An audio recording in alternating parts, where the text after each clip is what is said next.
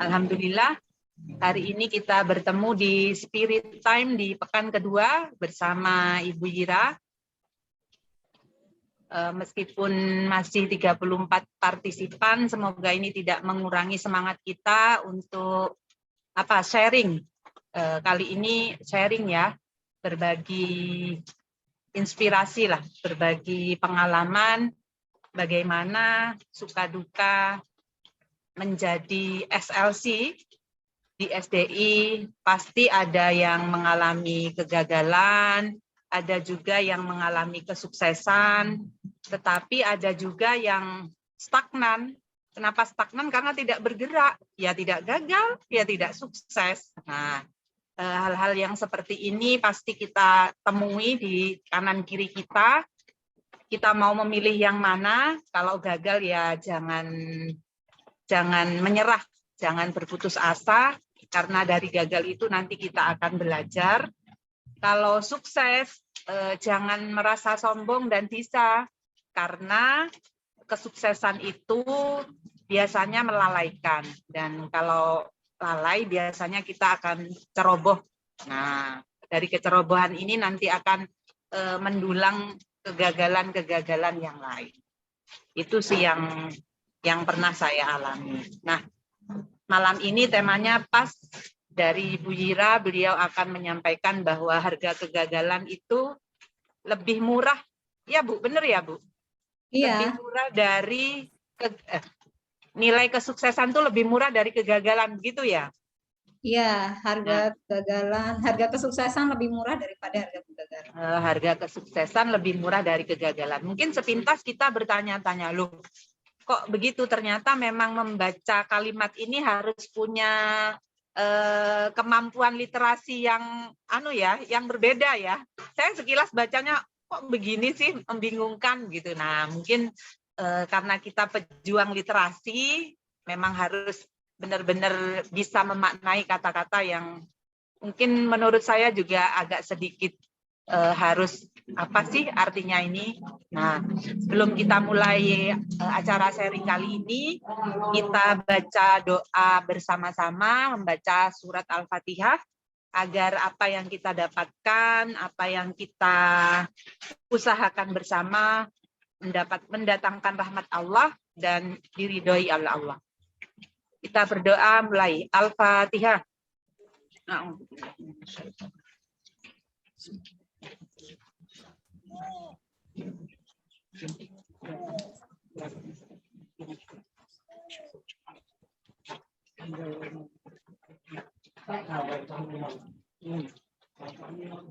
Tak lupa salawat serta salam kita curahkan kepada junjungan kita Rasulullah Shallallahu Alaihi Wasallam.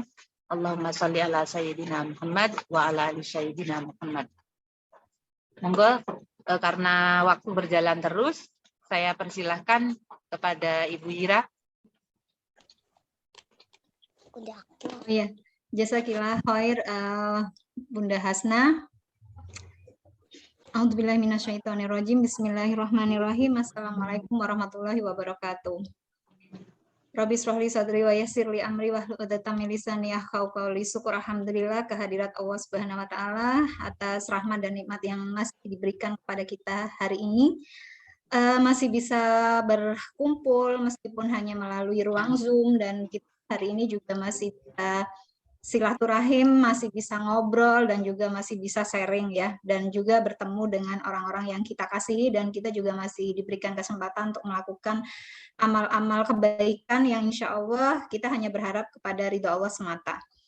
Dan salawat salam selalu tercurahkan kepada Rasulullah kita tercinta, Nabi Muhammad Sallallahu Alaihi Wasallam. Allahumma sholli ala Muhammad. Hari ini kita bicara tentang, mungkin judulnya ini ya, cukup mengulik ya, kenapa sih kok harga kesuksesan lebih murah dibanding harga kegagalan gitu. Dan tidak ada apa ya, di sini saya sebenarnya mau ini ya, mau ngajak teman-teman itu berbagi ya, berbagi tentang cerita ya, cerita dari seorang SLC yang sekarang juga menjadi leader, yaitu Bu Hasna sendiri yang menjadi moderator kita malam ini ya. awalnya memang saya nggak ngomong gitu kalau memang harus Bu Hasna gitu. Jadi ini kejutan buat beliau, kok ya pas ya waktu di random moderator itu ya Bu Hasna, ternyata memang harus bagiannya Bu Hasna. Berarti insya Allah itu sudah menjadi ketentuan Allah ya, tidak ada sesuatu yang tidak terjadi tanpa izin Allah gitu. Nah, kalau kita bicara tentang sukses gitu ya, kita itu kadang-kala suka melihat orang-orang yang sukses itu melihat perjuangannya gitu, suka enggan ya, apalagi melihat oh kok banyak sekali ya yang harus dilakukan untuk bisa sukses gitu. Ternyata memang susah ya untuk bisa sukses, kemudian hal ini yang membuat kita itu enggan gitu, enggan untuk mendapatkan kesuksesan itu sendiri, dan kemudian kita berusaha memvalidasi keengganan ini dengan apa? Dengan berbagai alasan, sehingga kita itu berusaha berhenti atau menyerah berjuang. Dan di sini kadang-kala kita melihat cara meraih sukses itu berat, sehingga banyak dari kita itu memutuskan untuk tidak meraih, atau bahkan menghayal ada cara sukses yang mudah dan tidak perlu berjuang. Mungkin seperti itu ya. Padahal kalau kita mau berjuang untuk sukses, maka sesungguhnya kita itu akan mendapatkan sesuatu yang luar biasa. Dan harga sebuah kegagalan itu jauh lebih besar. Kenapa gitu? Nah, kita akan bicara di sini. Di sini kita akan bicara, sebelum Bunda Hasna nanti ya yang akan saya kasih kesempatan bicara tentang pengalamannya, saya mau menyampaikan beberapa hal seperti ini. Anggap saja untuk meraih sukses itu harus menderita ya, karena harus kerja keras. Tapi pertanyaannya, kalau kita gagal apakah tidak menderita? Pertanyaannya itu. Memang sama-sama menderita, tapi bentuk penderitaannya tidak sama.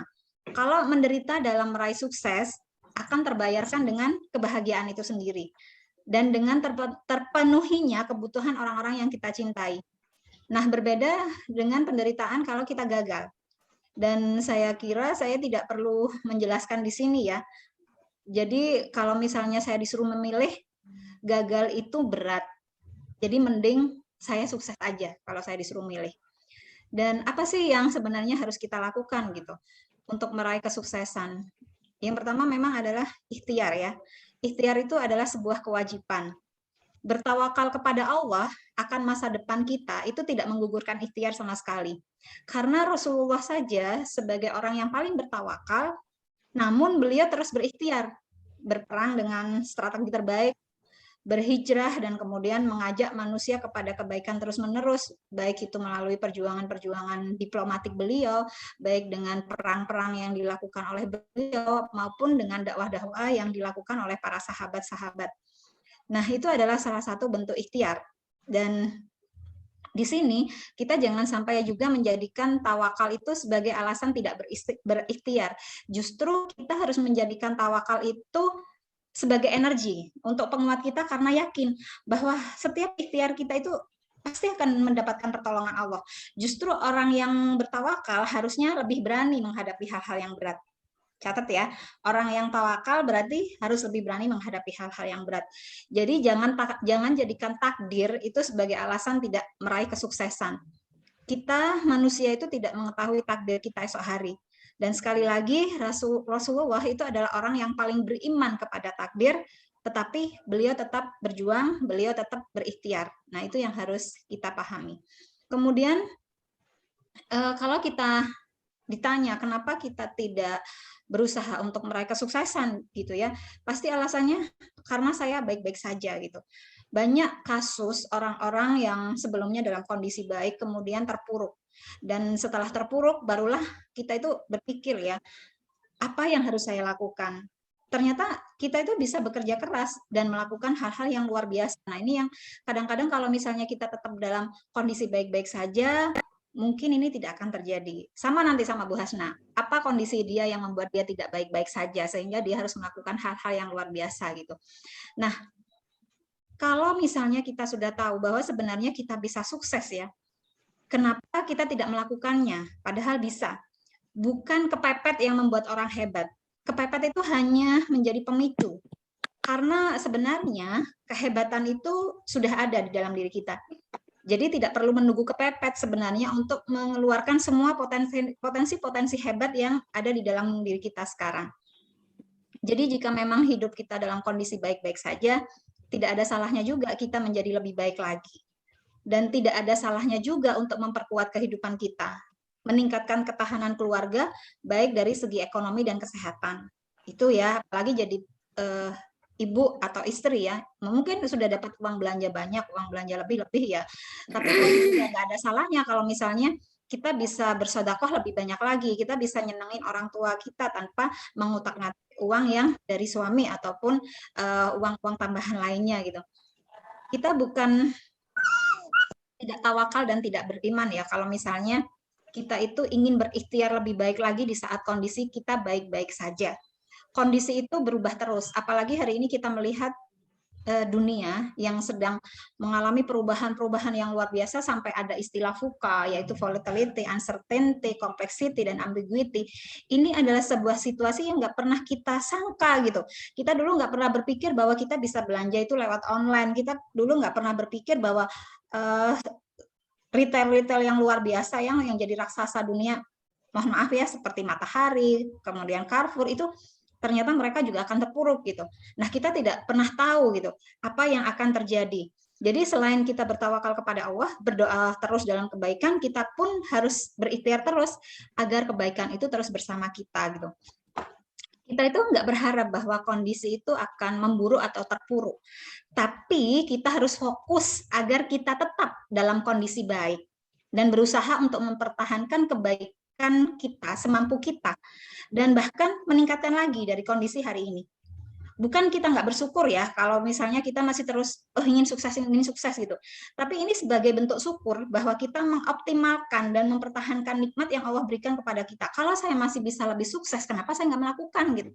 Kalau ternyata saya masih punya potensi itu, saya masih punya energi untuk itu, kenapa saya nggak melakukan? Nah, harus dilakukan. Nah, jika hari ini kita merasa bahwa kondisi kita baik-baik saja, ini adalah bukti bahwa kita mampu menciptakan kondisi hidup yang baik. Dan inilah yang harusnya menjadi penyemangat, menjadi pendorong, menjadi motivasi kita, dan juga memberikan rasa percaya diri bahwa kita bisa menjadi lebih baik. Dan kita bisa sukses. Dan kita sebenarnya bisa lebih sukses lagi. Nah, sekarang keputusan Anda untuk memilih. Jadi saya sekarang menyampaikan kepada para ayah bunda pejuang siroh ya, kalau misalnya ada ayah. Hari ini kita yang bisa memutuskan untuk hidup lebih baik dan lebih sukses dan bersedia membayar harganya gitu. Apakah kita siap untuk berusaha segenap tenaga, bekerja keras dan pantang menyerah? Itu adalah keputusan kita. Dan ini akan lebih baik. Sebab rasa capek dan penderitaan kita nantinya itu akan berbeda gitu. Kalau misalnya kita meraih kesuksesan itu. Dan pada waktu kita mendapatkan kesuksesan, bukan hanya kita yang merasakan keberhasilan kita, tapi juga orang-orang yang kita cintai. Itu adalah hal yang luar biasa. Harga sebuah kesuksesan, seberapapun mahalnya, akan terbayarkan dengan sesuatu yang luar biasa. Dan saya meyakini bahwa pejuang siroh hari ini bukanlah orang-orang yang memilih untuk menghindari penderitaan ya demi kesenangan sesaat, mengikuti hawa nafsu untuk udahlah apa ya namanya malas-malesan, menunda-nunda gitu. Kita itu bukan hanya memilih pekerjaan yang sudah bisa dan biasa dilakukan, tapi kita harus berani mengambil keputusan nih untuk melakukan hal-hal yang berbeda. Meskipun mungkin itu tidak mudah, tapi itu adalah sesuatu yang harus kita lakukan untuk meraih sukses yang lebih besar. Dan dalam meraih sukses itu bukan masalah kita bisa atau tidak, tapi masalahnya ada kemauan apa enggak gitu. Seringkali kita mengatakan, ayo dicoba gitu, kamu bisa. Tapi kita juga sering mengatakan nggak bisa gitu. Padahal sudah terlalu banyak contoh dan cerita yang bisa kita temui bagaimana seorang yang memiliki keterbatasan namun mampu meraih sukses yang luar biasa. Kapan waktunya itu terserah Allah gitu. Mau kita sukses di usia muda atau mau kita sukses di usia tua, itu terserah Allah gitu. Tapi yang penting kita itu sudah berusaha. Allah itu maha adil, memberikan peluang yang sama kepada semua makhluknya. Jadi peluang kita itu sama. Kalau orang lain bisa sukses, kenapa saya enggak gitu. Tapi semuanya itu terserah kepada kita. Kuncinya itu adalah kemauan kita. Ada solusi jika memang kita tidak bisa. Solusinya apa? Belajar. Dan kita itu bisa belajar dengan berbagai cara agar bisa, mulai dari membaca, kemudian mengamati, bertanya, dan yang lebih penting adalah mencoba. Jika kita memang belum mahir, maka kita bisa melatih. Dan banyak yang mengeluh dengan kondisi hari ini, tetapi juga tidak berusaha mengubah kondisi itu. Jika kita tidak bisa, itu adalah sebuah kondisi. Jika kita tidak punya, itu adalah sebuah kondisi. Jika Anda menderita, itu juga sebuah kondisi. Maka sebenarnya semuanya itu bisa kita ubah dengan ikhtiar. Nah, itu yang harus kita pahami. Dan kita harus mengingat bahwa penderitaan yang akan kita hadapi saat berjuang meraih sukses itu memberikan penghidupan bagi keluarga. Dan kita menjadi muslim yang lebih kuat. Dan semuanya akan membawa hasil. Dan kesuksesan itu juga pahala kok atas ikhtiar kita. Tapi kalau kita berpangku tangan dengan berbagai alasan yang sebenarnya kita enggan untuk melalui perjuangan itu sendiri, akan berdampak buruk, bukan hanya pada diri Anda, tapi juga pada orang-orang yang kita cintai, yang mereka itu mengandalkan kita. Jadi disinilah saya mengatakan harga kegagalan itu lebih berat, karena memang dampaknya itu lebih luar biasa daripada apa yang kita harus rasakan kalau misalnya kita meraih kesuksesan itu sendiri. Nah, ini yang harus dipahami oleh teman-teman ya. Dan mungkin nanti di sini Bu Hasna akan bercerita ya tentang pengalaman beliau yang harus terpuruk gitu, harus terpuruk pada waktu mencoba untuk berbisnis ya, karena ingin mendapatkan sesuatu yang lebih baik. Tapi ternyata bisnisnya itu malah membuat beliau terpuruk dan harus melakukan sesuatu yang lain gitu, agar bisa akhirnya mengganti harga dari sebuah keterpurukan itu. Nah, untuk selanjutnya saya serahkan kepada Bu Hasna untuk bercerita. Monggo Bu Hasna, waktu dan jaringan saya serahkan, sudah saya buka, nanti saya lanjutin lagi. Begitu. Monggo Bu Hasna, silakan. Terima kasih Vira. Sebenarnya bingung juga mau cerita apa ya, karena asal mulanya sih hanya coba-coba. Bukan coba-coba, tetapi di latar belakangi karena jenuh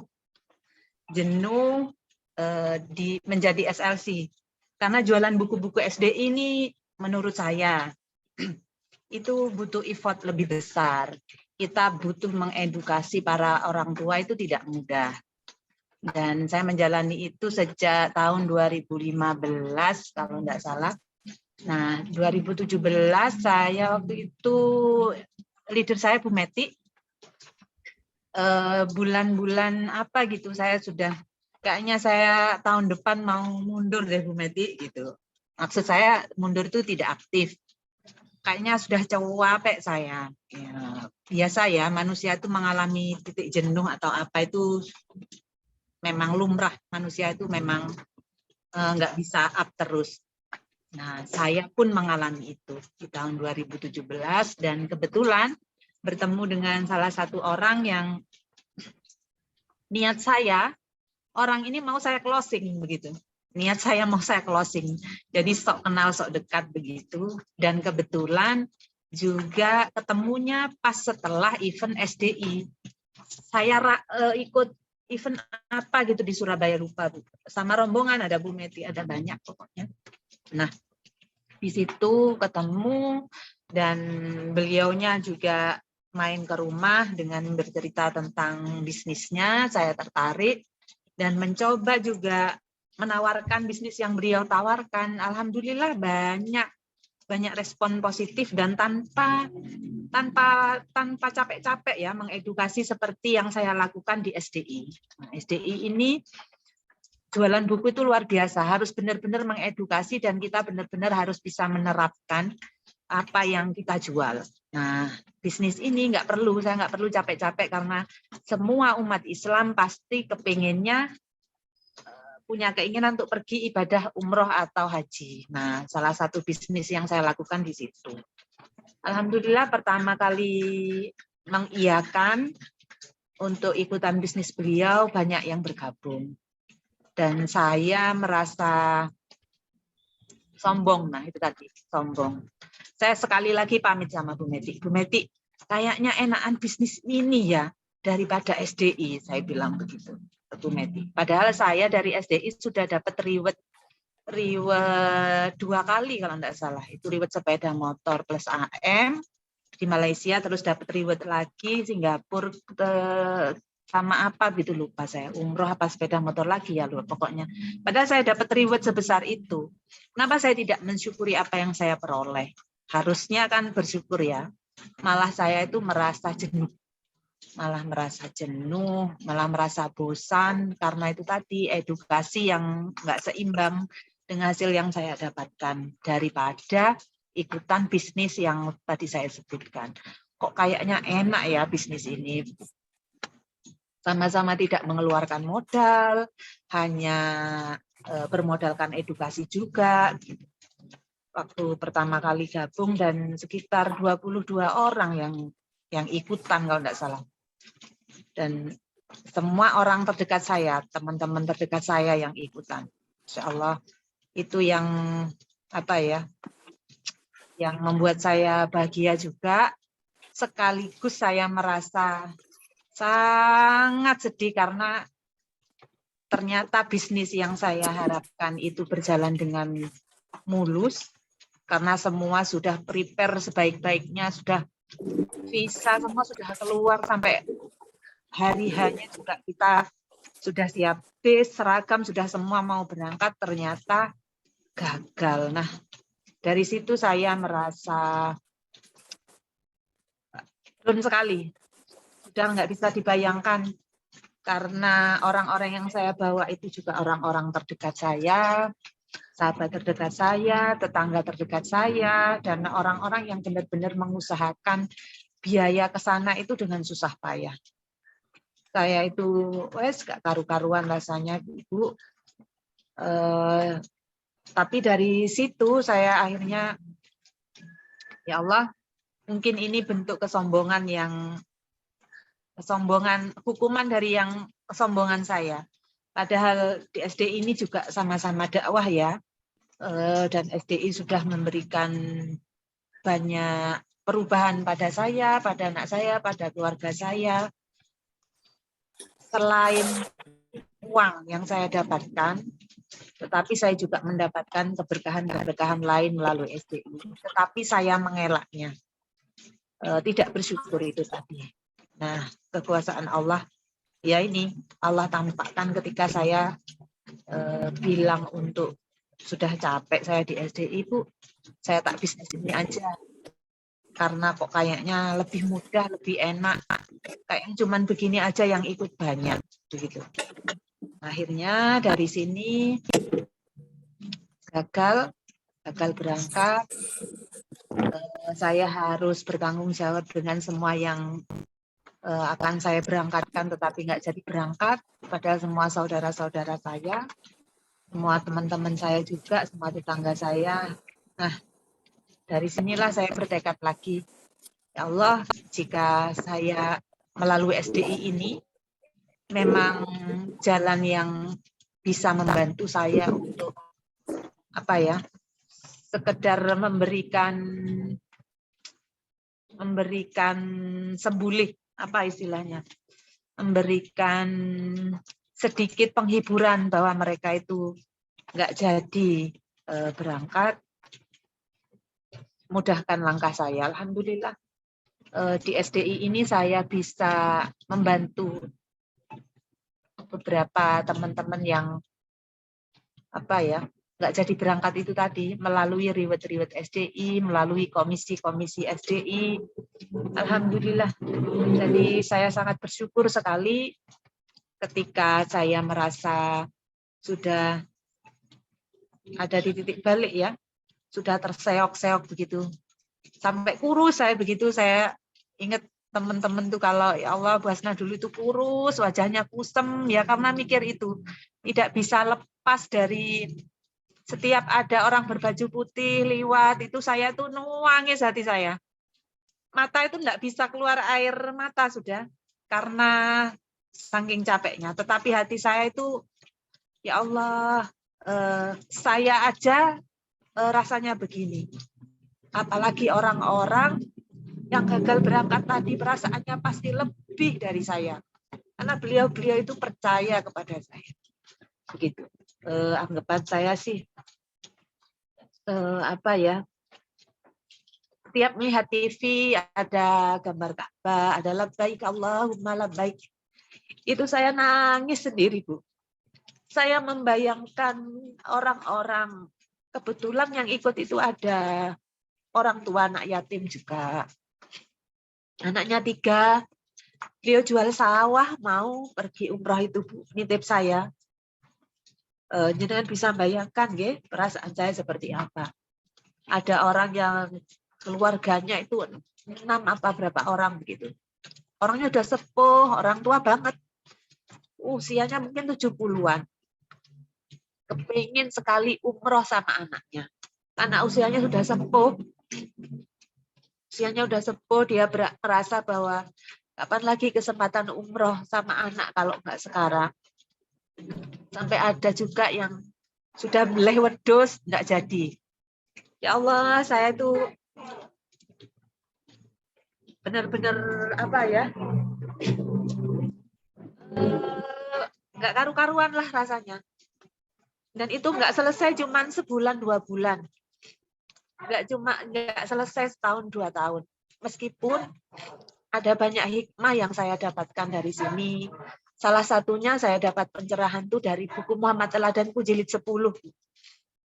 Itu saya berhenti menangisi diri saya sendiri. Apa ya namanya? Meronta-ronta merasa saya itu paling sengsara, itu saya berhenti di situ. Ketika membaca buku Muhammad Teladanku jilid 10, di sana menceritakan bahwa Rasulullah juga pernah gagal umroh. Saya menafsirkan begitu ya, karena mungkin keadaan saya seperti itu. Padahal beliau sudah dikasih mimpi dengan begitu banyak harta yang beliau keluarkan dengan para sahabat, sampai pernah Umar itu sampai tidak mau menuruti perintah Rasulullah. Rasulullah pastilah sakit hati. Tapi karena Rasulullah itu seorang Rasul bisa mengkondisikan. Nah, saya juga mengalami itu. Dan saya merasa bahwa, ya Allah, apa yang saya alami ini ternyata tidak seujung kuku dari Rasulullah begitu. Harta pun bukan apa-apalah dibandingkan Rasulullah yang waktu itu membawa kambing berapa begitu. Tetapi saya kok sudah merasa bahwa saya itu paling sengsara lah begitu ya.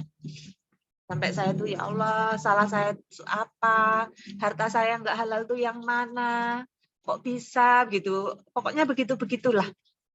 Hal-hal yang seperti itu orang ketika mengalami kegagalan tuh memang butuh penguatan. Dan ketika saya mengalami ini, satu hal yang saya merasa sangat bersyukur bahwa dukungan keluarga, apalagi suami, itu sangat kita butuhkan. Jadi ketika kita menjadi SLC, mau bergerak di di SDI ini memang benar, karena kita punya waktu berkorban waktu lah paling enggak.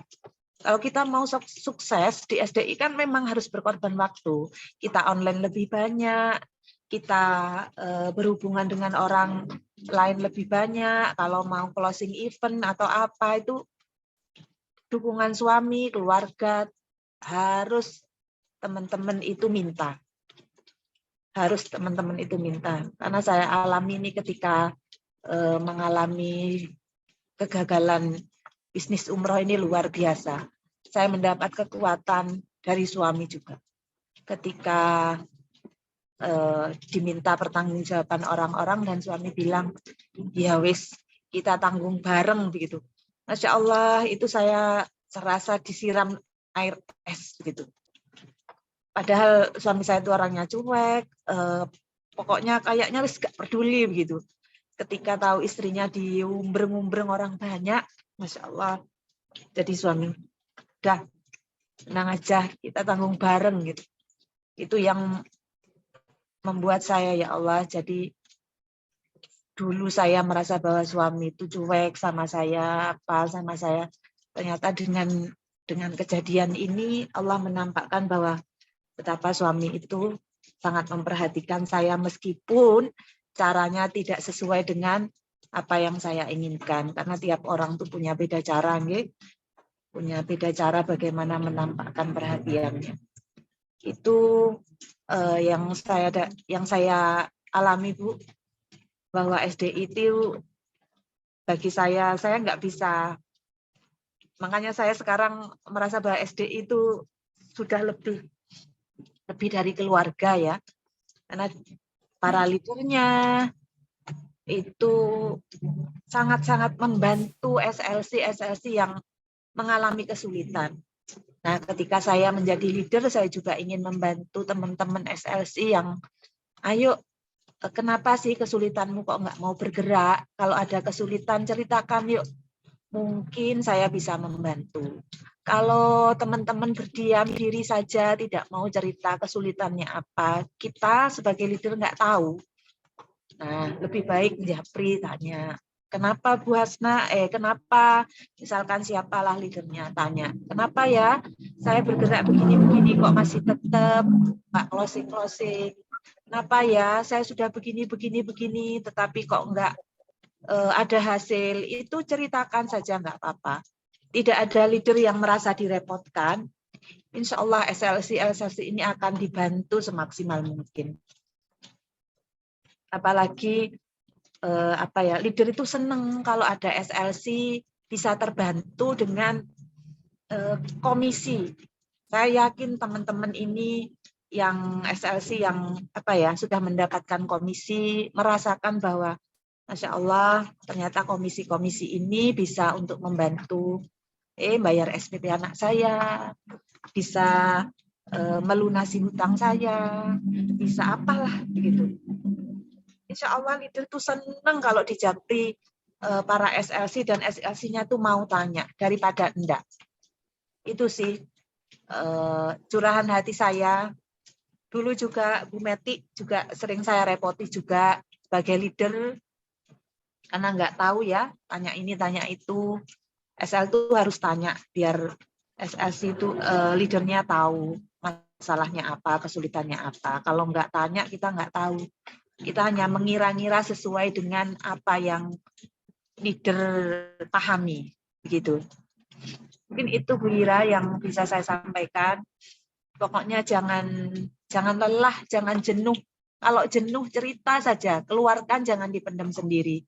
Karena kejenuhan itu kalau tidak kita keluarkan bisa jadi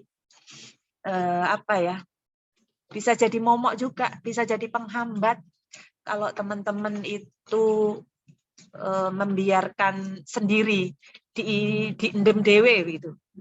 Tetapi kalau diceritakan mungkin ada solusi dari biar nggak jenuh, biar gitu. Mungkin itu Bu yang bisa saya bagi kepada teman-teman.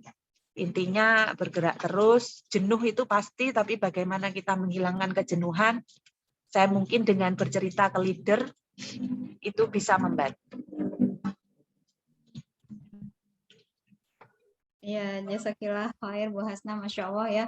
Pengalaman Bu Hasna itu jadi menyalahkan diri sendiri itu pasti ya, apalagi melihat yang jadi yang jadi korban, yang menjadi jadi korban ya Bu Hasna, ya mohon maaf ya kalau harus ngomong jadi korban gitu.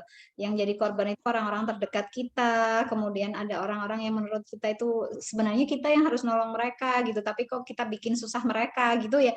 Ada perasaan-perasaan yang benar-benar itu benar menyiksa kita gitu, dan perasaan-perasaan itu ya memang harus diselesaikan gitu. Kita itu harus kembali lagi ya tawakal kepada Allah bahwa segala sesuatunya itu memang sudah ada hikmahnya, pasti ada solusinya gitu.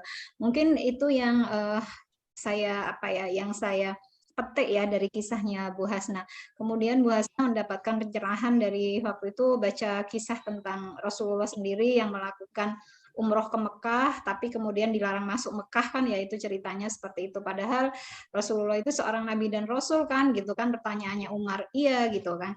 Tapi kenapa nggak bisa gitu? Ya memang belum bisa gitu. Dan Umar marah benar pada waktu itu karena kok seorang rasul nabi sudah dapat mukjizat seperti itu, sudah dapat kepastian dari Allah, kenapa harus mengalah gitu kepada kaum kafir Quraisy yang jelas-jelas itu tidak mendapatkan restu dari Allah gitu. Nah, ini adalah sesuatu yang memang menjadi pelajaran berharga ya bagi kita, bahwa sesungguhnya sirah itu bukan hanya sekedar pelajaran bagi kita, tapi sirah itu sebagai penghiburan ya. Jadi mohon maaf ya saya kalau bilang ngomong penghiburan, mungkin kayak dianggap kayak sebelah ya kan penghiburan gitu. Tapi memang iya. Jadi kalau misalnya mungkin Bu Hasna pada waktu itu tidak membaca kisah tentang Rasulullah, mungkin Bu Hasna akan terus overthinking gitu. Kenapa begini, kenapa begitu, terus keronto-ronto dewe koyo dia yang paling menderita gitu. Nah, itu memang pentingnya kenapa sih kita itu kalau kita sudah merasa nggak nyaman, kita merasa kita sudah menderita, kita itu harus noleh ke bawah gitu. Ternyata di bawah kita itu masih banyak orang yang jauh lebih menderita, jauh lebih sulit pada apa yang kita alami hari ini. Itu adalah sesuatu yang memang harus kita tanamkan ya, bahwa meskipun kita menderita, tapi ternyata di bawah kita itu ada yang lebih menderita gitu. Jadi hal-hal inilah yang nanti akan lebih menguatkan kita, dan yakini bahwa setiap masalah itu ada solusi seperti yang saya sampaikan di atas tadi ya. Tawakal, iya, memang kita harus tawakal gitu. Tetapi ikhtiar itu harus jalan terus gitu. Ikhtiarnya seperti apa? Ya itu disesuaikan dengan kemampuan dan kemauan kita gitu. Karena Allah itu pasti akan selalu menyediakan solusi atas semua permasalahan-permasalahan kita, dan itu adalah sumpah Allah ya, bahwa bersama kesulitan itu ada kemudahan. Jadi bukan sesudah kesulitan ada kemudahan, enggak, tapi bersama kesulitan itu ada kemudahan. Nah, inilah yang saya bilang bahwa tantangan-tantangan dalam kehidupan kita itu pasti akan selalu datang ya, karena kita hidup.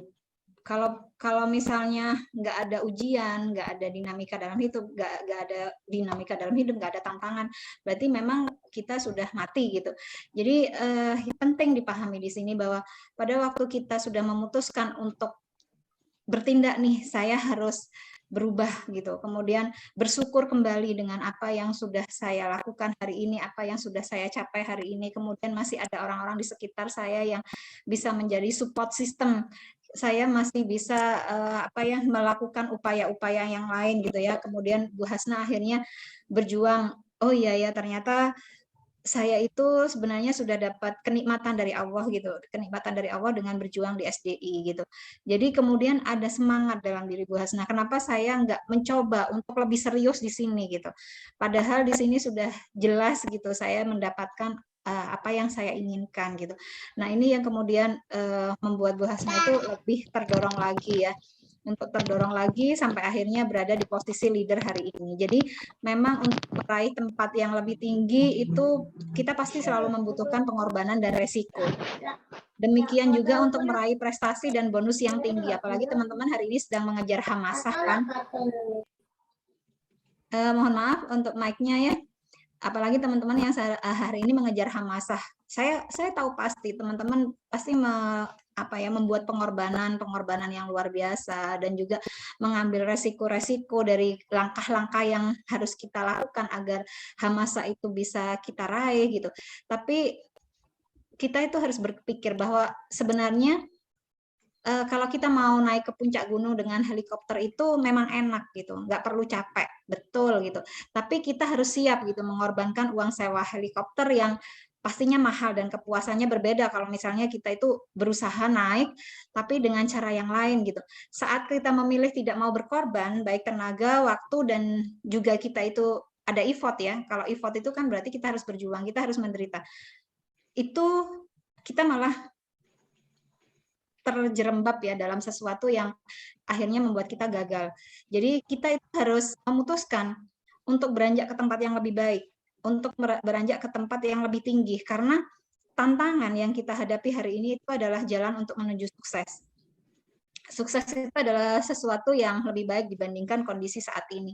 Dan untuk meraih kondisi yang lebih baik, maka secara logika kita harus melakukan sesuatu atau membayarnya, dan sukses itu ada harganya.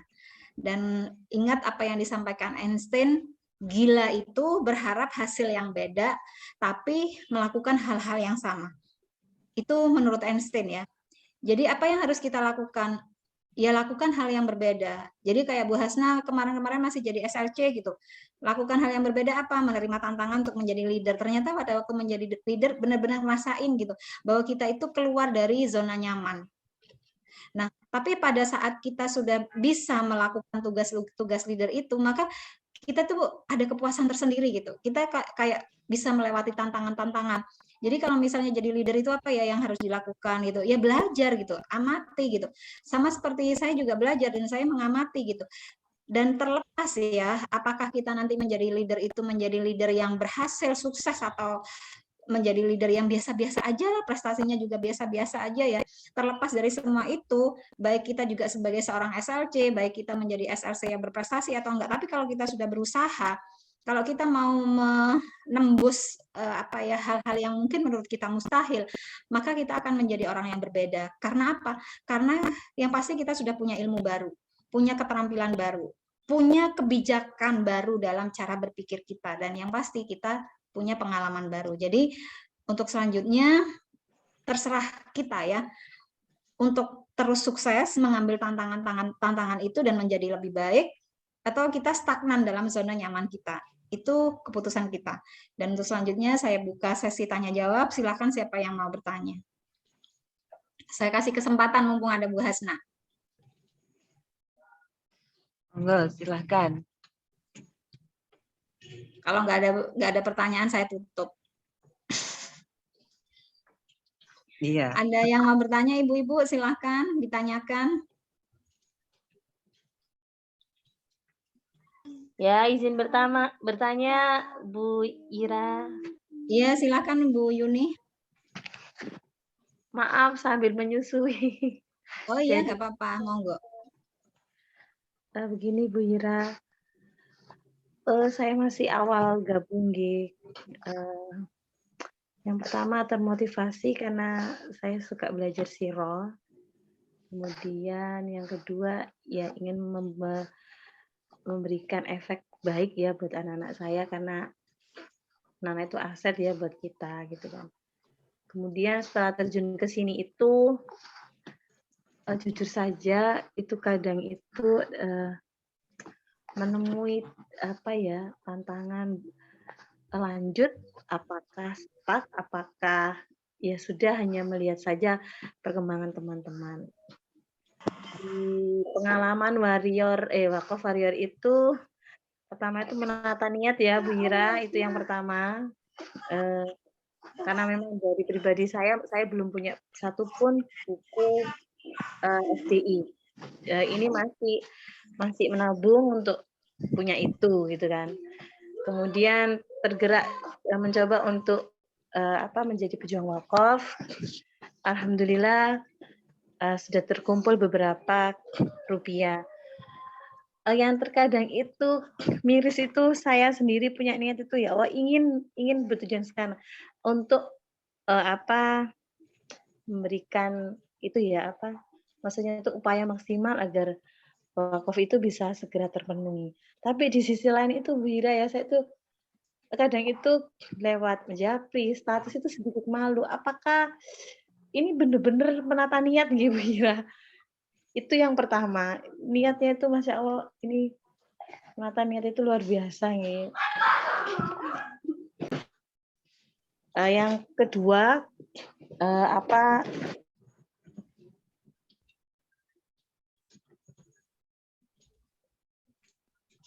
Yang kedua itu sering ditanya sama orang tua itu, kenapa ya bukunya itu mahal, mencoba memberikan jawaban sesuai pernah ulasan yang diberikan itu sekiranya itu masih kayak belum bisa membuat orang tua itu cool begitu nih.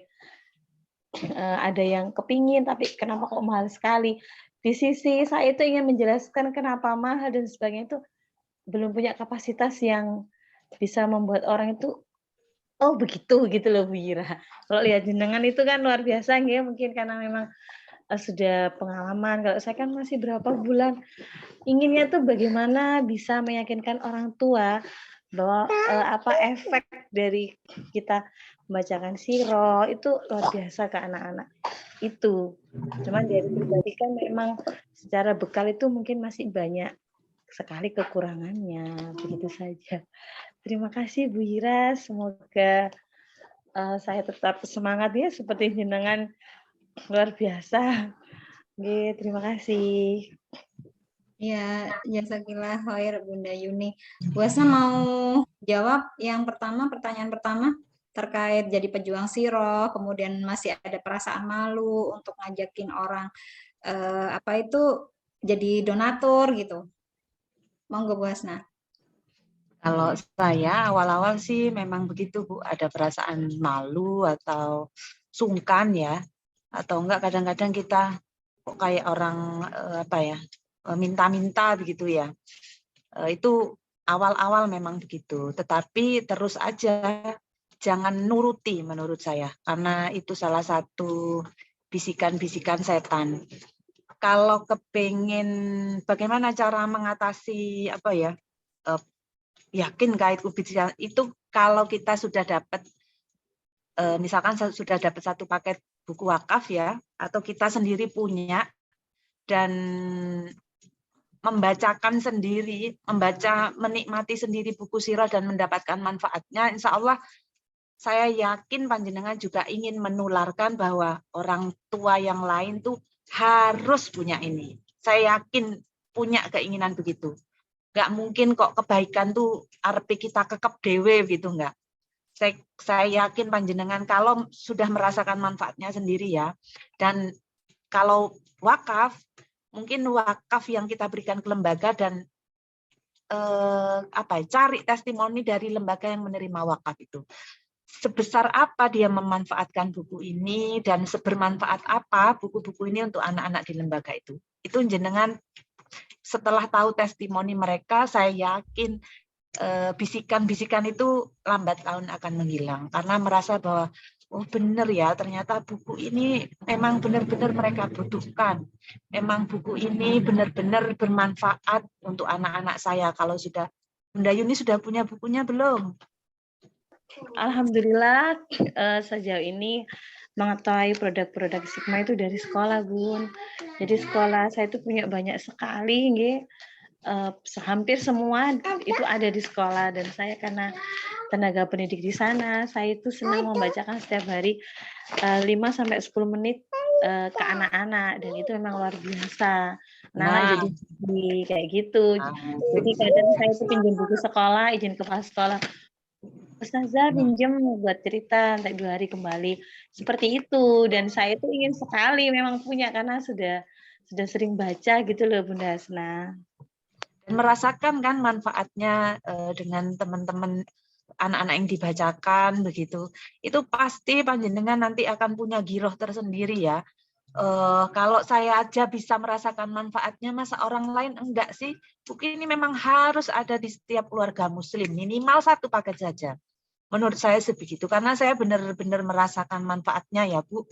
Jadi saya merasa itu bahwa eman loh kalau orang keluarga muslim itu hanya di rumah cuman ada Al-Quran tanpa ada siroh gitu.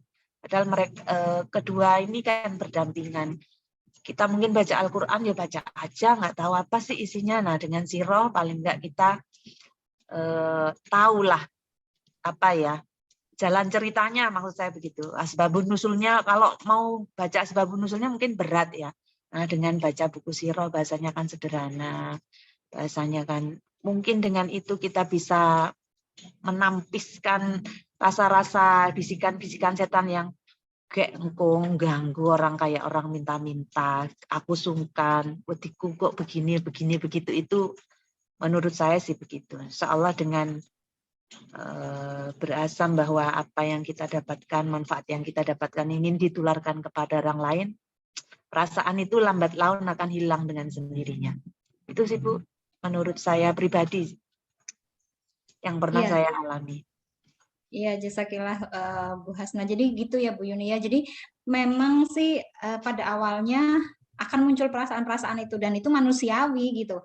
Karena kan kita itu apa ya, yang semula kita nggak ngajak-ngajak, terus kemudian kita ngajak-ngajak, terus yang diajak itu kayak dimintain uang gitu, dan itu kayak kita itu ya benar seperti yang disampaikan oleh Bu Hasna, kayak minta-minta gitu ya, kayak minta sumbangan gitu, tapi memang itu manusiawi terjadi pada kita gitu, dan menurut saya sih ya nggak apa-apa, terusin aja karena Allah bisa karena biasa gitu.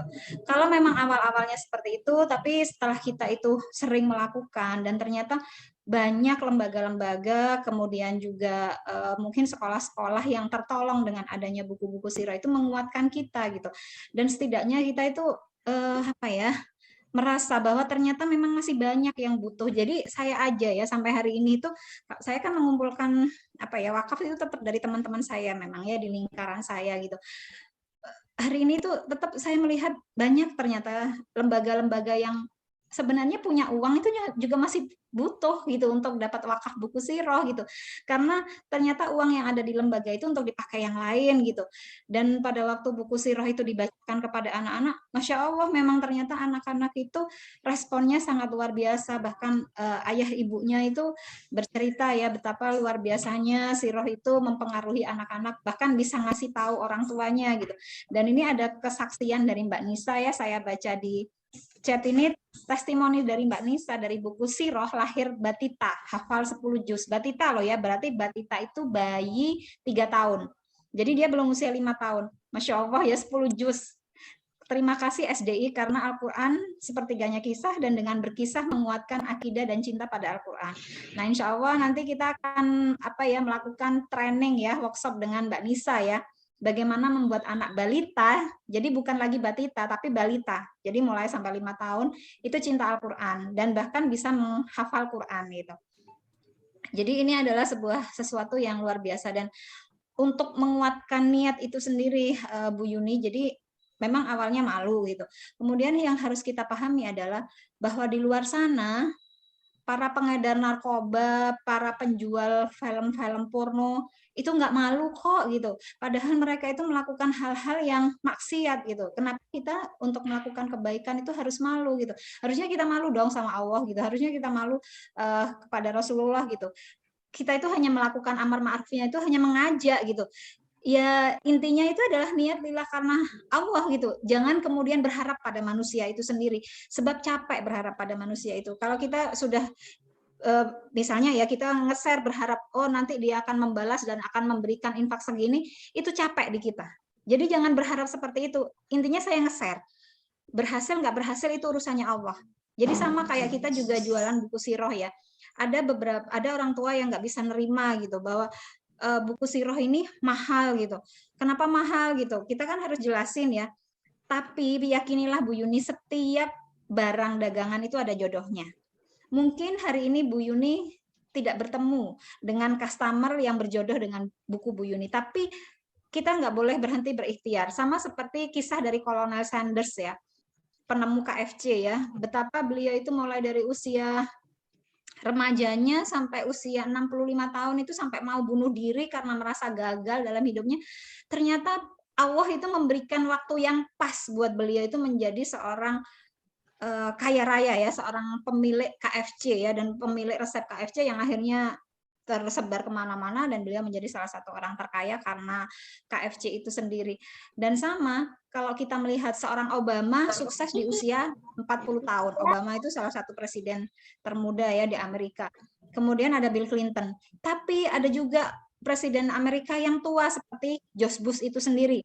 Nah, kenapa? Karena Allah itu sebenarnya kesempatannya itu sama, cuman waktunya saja yang beda gitu. Nah, tinggal kita saja bisa bersabar enggak dengan janji Allah itu sendiri gitu. Karena tidak pernah ada yang sia-sia dengan ikhtiar kita. Jadi kalau misalnya kita nerangin sama orang tua, kenapa bukunya mahal gitu. Saya pernah ngomong ya Bun ya, jualan buku Sigma itu memang harus ada hidayahnya ya untuk yang beli ya. Karena memang tidak mudah untuk membeli buku Sigma. Meskipun yang kita tawarin itu orang tua yang berduit. Itu yang harus dipahami.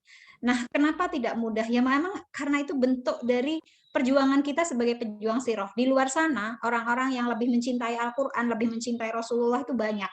Tapi apakah mereka terpilih untuk menjadi pejuang sirah? Enggak. Kita yang terpilih. Karena itu saat kita sudah menyadari bahwa kita yang terpilih sebagai pejuang siroh, maka tetaplah dalam barisan itu. Karena belum tentu kita dikasih kesempatan lagi oleh Allah. Gitu. Orang-orang di sana yang lebih cinta Al-Quran banyak, yang lebih mencintai Rasulullah juga banyak, yang lebih taat dari kita juga banyak. Tapi apakah mereka menjadi bagian dari pejuang siroh? Ternyata tidak. Gitu. Dan kita yang dikasih bagian itu, kita yang diminta Allah untuk melakukan amar ma'ruf nahi mungkar itu. Dengan apa? Dengan cara mensiarkan siroh itu, menyampaikan siroh itu. Ada beli, ada yang mau beli dan ada yang nggak beli. Udah nggak usah peduliin gitu. Yang penting kita tawarin gitu. Kalau masalah beli dan nggak beli itu urusannya Allah gitu. Karena rezeki itu urusannya Allah gitu. Nah, itu yang harus kita pahami, Bu Yuni. Seperti itu sih yang bisa saya sampaikan. Mungkin begitu saja.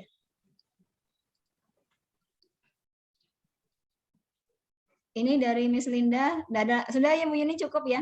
Ini saya bacakan dari Miss Linda ya, bahwa banyak kebaikan dari segala sisi dengan SDI. Saya pun mengalami tidak hanya ilmu, namun mendapatkan banyak saudara sohibiyah yang istimewa dari berkah mulia dengan perantara Kak Hadian rahimahullah almarhum. Hikmah yang tiada terkira selamanya, Masya Allah. Jazakillah khair, Miss Linda, atas testimoni yang luar biasa. Masya Allah, benar-benar Masya Allah. Ada yang mau disampaikan lagi, teman-teman? Sudah 20.37. Mungkin mau bertanya kepada Bu Hasna bagaimana pengalamannya bisa mendapatkan 50 SU. Gak ada yang tanya ya? Sudah Pesertanya malam ini tenang. Alhamdulillah. Assalamualaikum, Bu Ira mau tanya. Oh iya, waalaikumsalam warahmatullahi wabarakatuh. Silakan, monggo. Maaf ini sedang saya close kamera ya, Bu. Iya, silakan. Baik, mau tanya. Sekarang ini kan kita harus lebih memahami karakter customer ya, Bu. Gimana caranya? Maksudnya Bu Hasna minta tolong dijawab. Menghadapi customer yang tidak memprioritaskan literasi di rumahnya itu sebagai kebutuhan yang vital seperti itu. Jadi menurut mereka buku-buku itu tidak penting, bukan kebutuhan yang primer seperti itu. Jadi tidak butuh buku yang mahal-mahal, tapi kisah Nabi itu ya beli yang murah-murah saja. Nah, seperti itu. Kemudian yang kedua, bagaimana cara kita menjual value ya, nilai atau manfaat. Kita jual buku ini kan jual manfaatnya. Sekarang trennya customer kan seperti itu ya, Bu. Bukan harga yang ditonjolkan, tetapi value-nya apa dari produk yang kita jual. Nah, saya merasa di Sigma ini kurang untuk memunculkan value-nya itu loh. Bu Ira, bagaimana caranya? Iya. Itu saja mungkin. Iya, jazakillah. Bu Hasna tadi ditanya yang pertama, Bu Hasna tuh, ayo ditanya. Pertanyaannya dijawab dulu. Apa tadi? Menghadapi customer yang bukan itu ya. Buku yang menjadi buku itu tidak prioritas, menjadi prioritas ya. Betul. Target market. Kalau saya pernah juga ketemu dengan orang-orang yang begitu, malah beliau antipati dengan produk SDI. Kenapa kepingin anak-anak belajar siroh, kenapa harus dengan buku mahal gitu. Wong sekarang banyak buku-buku retail yang murah ya. Itu pilihan juga menurut saya, pilihan orang tua. Mau pilih yang mana? Kalau saya juga bukan orang yang itu. Tadinya yang paham siroh, karena mungkin bukan orang yang paham siroh, jadi kepingin punya buku-buku premiumnya SDI. Karena apa? Yaitu tadi, saya berharap buku-buku ini tidak hanya saya yang menikmati, tapi nanti kelak kalau saya punya mantu, punya cucu, nah buku-buku ini tidak akan ada di zaman mereka nanti. Nah, tetapi saya sudah menyiapkanlah untuk mereka. Jadi kalau buku-buku retail, saya rasa nggak akan bertahan tuh di beberapa tahun ke depan. Nah, tapi kalau buku-buku SDI insya Allah saya yakin bahwa nanti 20 tahun yang akan datang buku-buku itu akan tetap terpakai, dan insya Allah malah mungkin ya, saya membayangkan bahwa cucu saya nanti akan berterima kasih sekali sama saya sebagai neneknya, bahwa oh ya Allah, berarti nenek saya ini ya pokoknya begitulah. Saya sudah membayangkan masa depan yang nggak tahu kapan itu ada. Doakan saja semoga target market itu penting, Bu. Jadi kalau ada orang-orang yang begitu, yang nggak usah jenengan openi, tinggalkan saja. Cari orang tua yang memang apa ya, tahu bahwa produk SD ini mahal bukan karena bukan hanya karena kualitas kertasnya, karena berpaket itu tadi. Coba kalau diretailkan, produk SD itu sangat murah. Dengan harga BPII ya, BPII yang kalau diskon 30% arisan, 2.300.000 sekian, kalau dibagi buku 12 jatuhnya berapa? Murah sekali dibandingkan buku-buku yang kita beli novel Terelie lah. Berapa itu harganya Terelie itu? Padahal kertasnya ya kertas begitu, beda dengan kertas-kertas SDI. Itu yang biasanya saya detailkan kalau ada orang tua yang bisa ya buku-buku SD itu mahal karena berpaket.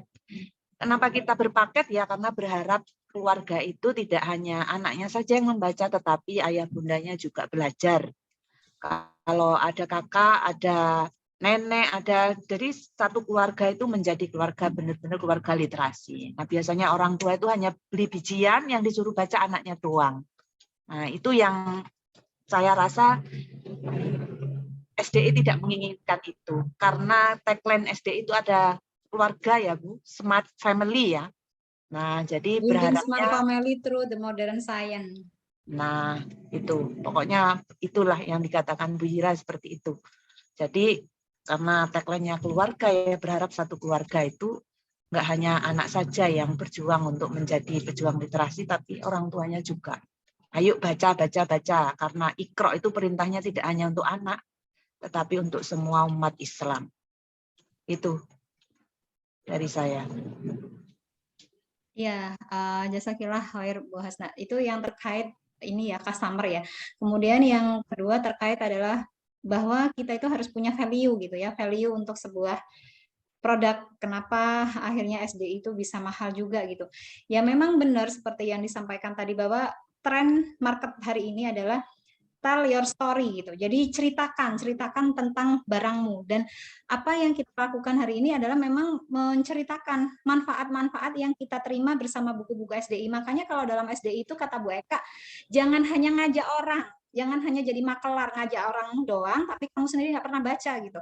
Jadi kalau saya bilang itu kan jangan jadi NATO ya, no action talk only gitu. Jadi kalau misalnya ada kesempatan hari ini untuk nabung gitu buku-buku SDI, ya azamkan bahwa kita itu harus punya gitu. Kalau kita punya, kita pakai di rumah, baru kita rasakan value itu. Kayak Bu Hasna, kenapa benar-benar berterima kasih gitu ya kepada buku-buku SDI? Karena Bu Hasna itu bisa melepaskan ketergantungan anaknya. Yang pertama adalah dari gadget itu sendiri. Dari anak yang harus +8 matanya, kemudian sampai hari ini ternyata menjadi pemuda yang akhirnya masuk pondok dan kemudian berproses menjadi seorang hafiz gitu kan. Kemudian Bu Hasna sendiri mendapatkan pengalaman ruhiyah yang luar biasa di saat beliau itu terpuruk, tapi akhirnya karena buku Muhammad Teladanku jilid 10, beliau itu akhirnya menyadari bahwa beliau itu gak semenderita Nabi, gak semenderita Rasulullah gitu ya. Kemudian cerita anaknya juga yang dibully, yang hampir-hampir putus asa nggak mau sekolah, tapi ternyata mendengar cerita-cerita yang disampaikan oleh Bu Hasna melalui buku-buku sirah itu memberi semangat yang luar biasa, membuat dia itu semakin percaya diri bahwa dengan kondisiku itu aku nggak apa-apa, bahkan dengan kondisiku itu aku bisa juga kok menjadi seorang yang mulia itu. Jadi nggak peduli kamu mau ngomong apa tentang aku, tapi aku sudah punya keteladanan nih, siapa? Seorang Bilal bin Rabah gitu.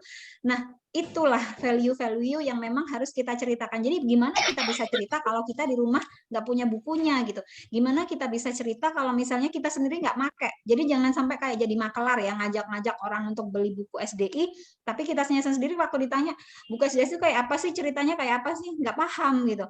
Waktu kita cerita BPII, waktu ditanya BPII itu kalau buku bab puasa ceritanya tentang apa aja, kita nggak tahu gitu. Ya jangan sampai begitu juga. Tetaplah kita itu seorang pedagang yang baik adalah seorang yang bisa mendapatkan manfaat dan nilai dari apa yang dia jual. Dan caranya bagaimana? Ya harus dirasakan sendiri, harus dipakai sendiri, itu syaratnya. Jadi begitu, itu yang ingin saya sampaikan. Jadi nilainya apa? Nilainya adalah saat kita membaca, kita terapkan itu di keluarga, dan perubahan apa yang terjadi di dalam keluarga kita, terutama kepada diri kita sendiri. Itu adalah pengalaman-pengalaman batin yang luar biasa. Karena saya juga merasakan banyak hal pengalaman batin yang luar biasa, dan seperti yang disampaikan Bu Hasna tadi, saya beli buku agar saya bisa wariskan ke anak cucu saya, dan saya memang membuktikan. Saya pertama kali punya buku SD itu tahun 2011, sampai sekarang bukunya masih bagus, masih utuh, dan anak-anak itu dulu karena bukunya bagus sayang gitu kalau mau robek-robek gitu. Jadi mereka itu pajang aja buku itu buat mainan, tapi nggak berusaha merobek. Itu Masya Allah ya. Dan sampai hari ini buku WBAC seri pertama itu, waktu sekarang kan namanya Wahana Bermain Anak Pintar. Kalau saya masih Wahana Belajar Anak Cerdas gitu ya. Itu WBAC saya yang pertama itu sampai hari ini menjadi favorit anak-anak. Itu tahun 2011 saya beli. Dan masih bagus banget. Jadi kalau misalnya putri saya yang sekarang SMK Farmasi kelas 3, kalau dia menikah mungkin dalam 2-3 tahun lagi, saya tuh bisa ngasih hadiah nih. Ini ya buat anak-anakmu, bisa dipakai untuk anakmu. Terus untuk Teladan Rasulullah, ini ada buku Muhammad Teladanku, saya masih simpen gitu. Kemudian setelah ini punya Mumtaz, ini juga bisa dipakai gitu. Karena apa? Nanti akan ada suatu masa di mana teknologi itu sudah tidak apa ya, kalau misalnya memang Allah itu menakdirkan kita mungkin berada dalam suatu masa yang duhan ya, masa duhan di mana teknologi sudah nggak ada lagi, kemudian magnet-magnet di bumi itu sudah mati gitu. Kita akan kembali kepada zaman yang saya bilang itu kayak zaman prasejarah ya. Maka simpanan kitab-kitab yang ada di rumah kita itu bisa menjadi sebuah hiburan, sebuah nikmat yang lebih luar biasa buat kita, apalagi bukunya awet sampai bertahun-tahun ya. Karena kita sudah nggak bisa berharap lagi pada gawai, kita sudah nggak bisa berharap lagi pada televisi, tapi pada apa? Pada kitab yang ada di rumah kita gitu. Karena sesungguhnya kitab-kitab, buku-buku itu kalau benar-benar kita jaga, seperti saya ya, buku saya ini saya sampul ini kan sampai berkilat begini. Ya memang saya sampulin satu-satu gitu, karena saya berharap buku ini awet gitu. Dan kalaupun misalnya sampai ada yang copot ya ininya ya, yang di tengah gitu kan, saya berusaha untuk bawa ini ke percetakan untuk dibetulin gitu, karena saya berharap ini bisa jadi warisan gitu, warisan untuk ilmu anak-anak saya gitu, untuk agama anak-anak saya gitu, seperti itu. Jadi begitu Bunda. Sampun. Eva ini dari Bangkalan. Oh iya Mbak Eva. Lama Eva. Soalnya tadi saya cari siapa sih yang ngomong gitu loh.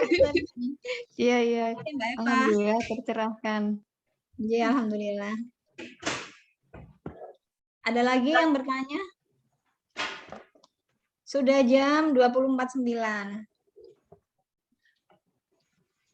Kalau tidak ada yang bertanya nanti ditutup sama Bu Hasna. Ya. Ada lagi yang mau berbagi atau apa-apa? Boleh bertanya apa saja. Saya sudah bertanya di chat Bu Ira. Oh iya lah. Iya. Sebentar. Apa pertanyaannya ya? Aku gak iso delok chat loh. Bentar. Mana ya? Chatnya banyak ya, ntar. Saya cari lagi ya. Apa sih pertanyaannya? Tipsnya untuk dapat 50 SU Bu Ira. Saya pingin. Oh, Bu Hasna silahkan dijawab. Mbak Iza ini suaranya Mbak Iza ya. Oke, ngapunten off kamera. Oh iya, Enolerian yang bertanya. Ya Allah. 50 SU apa ya? Dulu nggak tahu ya. Bismillah lah. Bergerak, pokoknya bergerak terus. Di wakaf, di kolam, kalau punya kolam-kolam itu wis sebar terus. Apa ya lagi, rekrut, jangan lupa, karena dari rekrut itu kita bisa mendulang SU. Kalau nggak mau komisinya, boleh mendulang SU-nya aja, biar apa ya, biar seneng lah, kalau saya dulu begitu. ketika rekrutanku ben seneng begitu, maka saya ambil SU-nya aja, komisinya buat kamu. Biar beliau mau closing lagi begitu.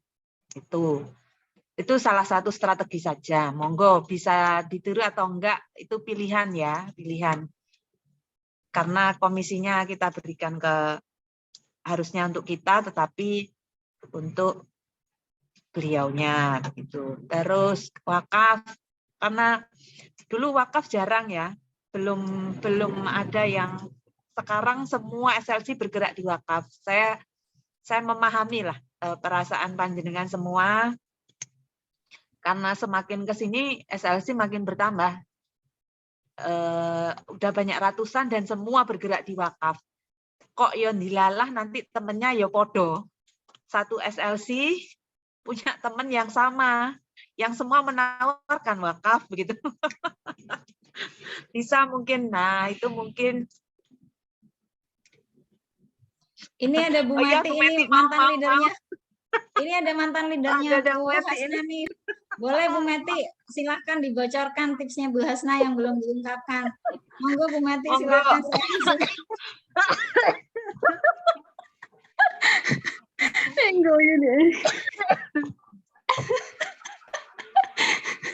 Salah satu tipsnya ya. Iya, silahkan Bu Mati. Nah, ini leadernya Bu Hasna ini. Ya, beberapa tahun jalan sama Bu Hasna itu ya, satu hal yang saya pelajari dari Bu Hasna itu ini, gak duwe isin gitu. Baik ya Bu. Iya, jadi menghadapi orang itu gak duwe wedi begitu loh. Nggak apa ya namanya? Nggak takut sama siapa aja gitu loh. Bonek, Mau intinya bonek ya Bu ya.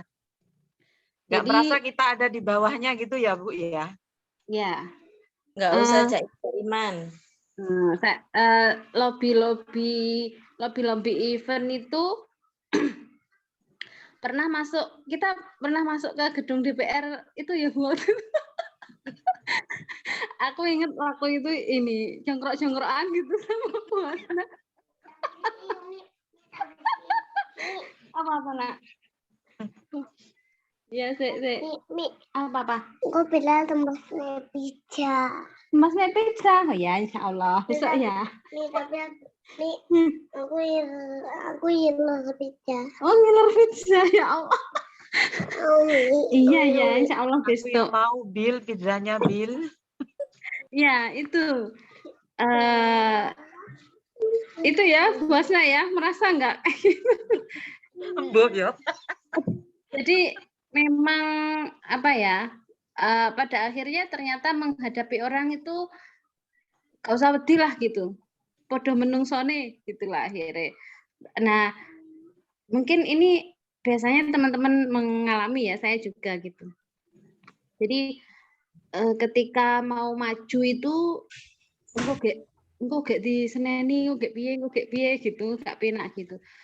Dan ternyata setelah ketemu orang itu terkadang ya ketemu orang yang enak gitu, malah ngajak guyon kayak gitu-gitu. Dan Bu Hasna pernah cerita juga diseneni uang ya tahu, disemprot kayak yang semacam apa, saya juga pernah lihat ekspresinya Bu Hasna.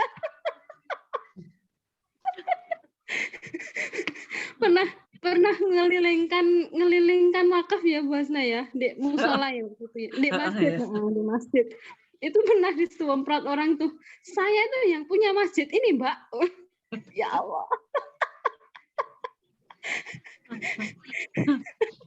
Ya ekspresinya Masya Allah ya, itulah pokoknya pada akhirnya udah dilakukan aja gitu, mau diapain orang kayak begitu.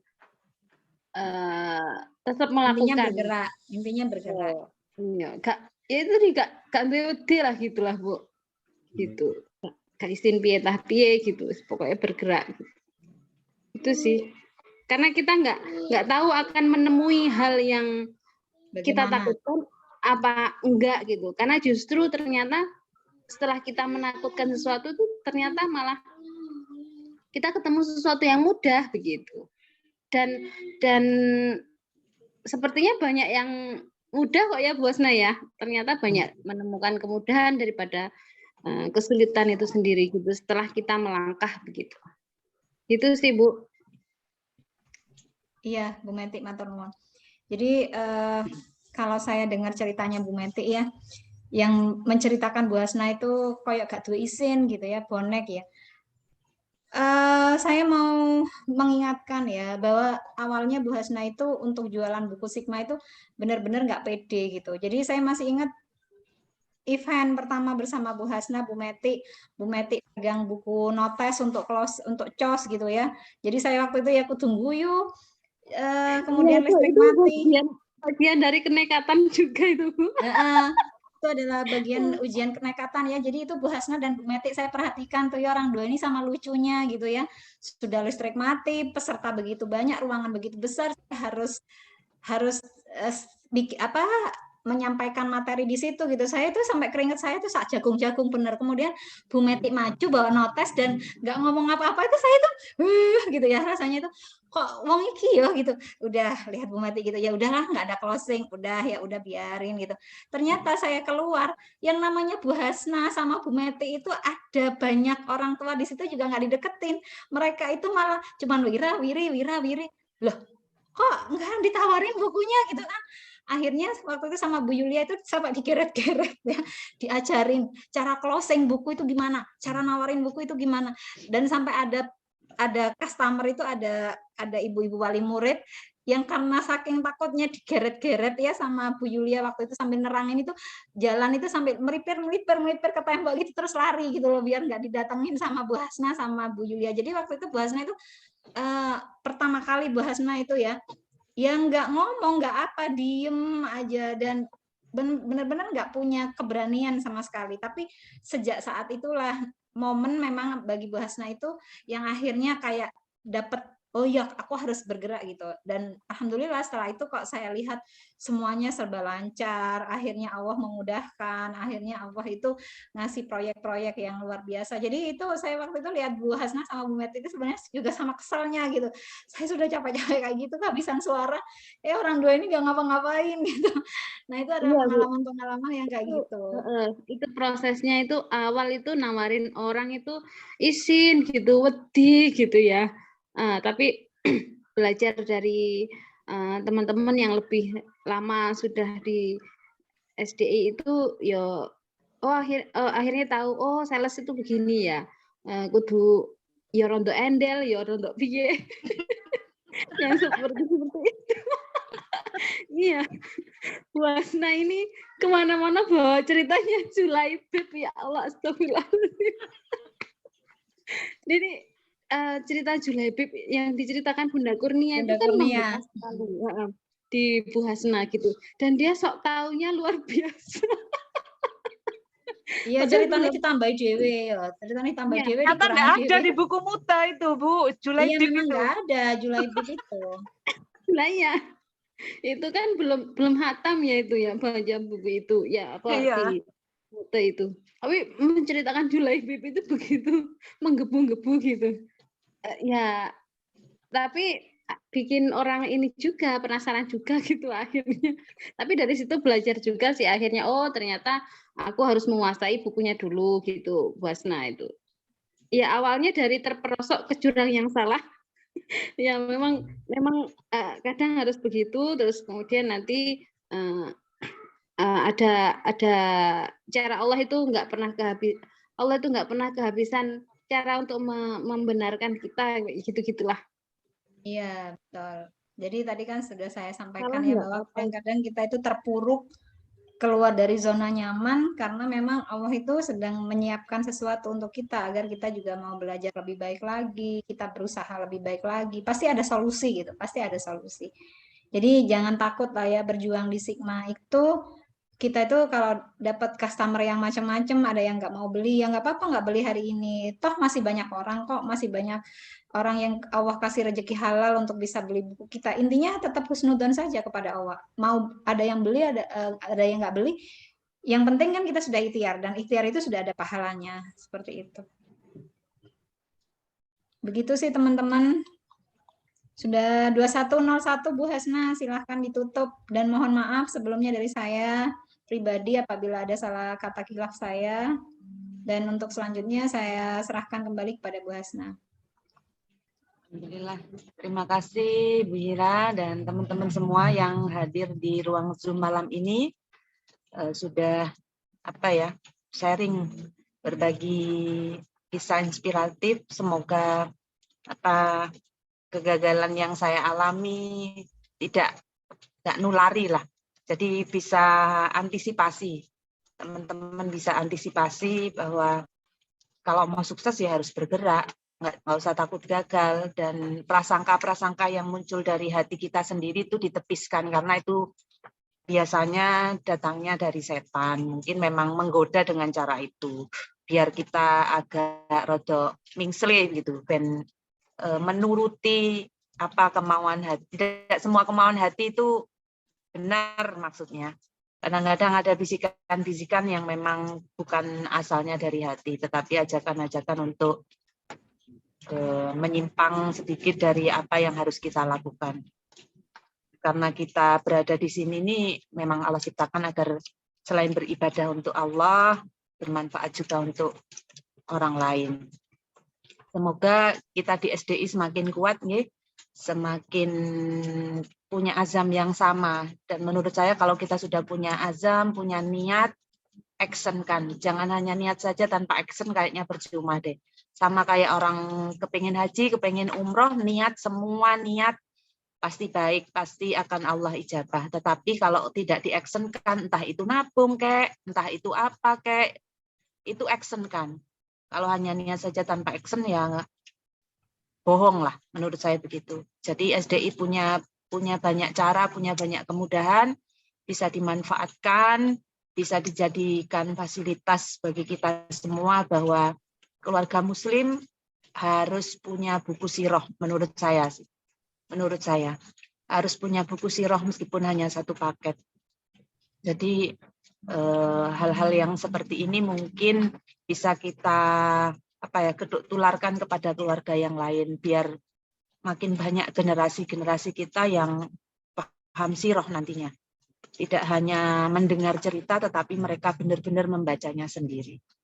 Itu bahwa kita di sini juga bukan hanya mengejar komisi, bukan hanya mengejar reward, tetapi insya Allah ada banyak keberkahan yang kita dapatkan kalau kita benar-benar bersungguh-sungguh. Yakin itu. Karena mungkin teman-teman belum merasakan apa yang saya rasakan, tapi jangan sampailah merasakan yang saya rasakan dulu, baru teman-teman mendapatkan manfaatnya. Jangan. Jadi sebelum teman-teman mengalami hal yang seperti saya, ya ayo kita bergerak bersama, kita usahakan bersama, insya Allah lah perjuangan kita yang kecil ini, insya Allah 20 tahun yang akan datang akan menciptakan Indonesia yang insya Allah generasi-generasinya bukan tidak mungkin suatu saat ada presiden yang hafiz Quran kayak di Turki. Para menterinya juga begitu. Para gubernurnya, semua pemimpinnya juga paham ilmu-ilmu Al-Quran secara baik dan benar. Terima kasih semuanya. Semoga Allah meridhoi apa yang kita usahakan. Teman-teman saya semua mendapatkan manfaat dari apa yang kita usahakan malam ini. Wabillahi taufiq wal hidayah. Wassalamualaikum warahmatullahi wabarakatuh. Saya tutup dengan bacaan doa kafaratul majelis. Subhanakallahumma bihamdika asyhadu an la ilaha anta astaghfiruka wa atubu ilaik. Mohon maaf jika ada yang kurang berkenan. Terima kasih banyak teman-teman semuanya. Wassalamualaikum warahmatullahi wabarakatuh. Waalaikumsalam warahmatullahi wabarakatuh. Warahmatullahi wabarakatuh. Bu Ira.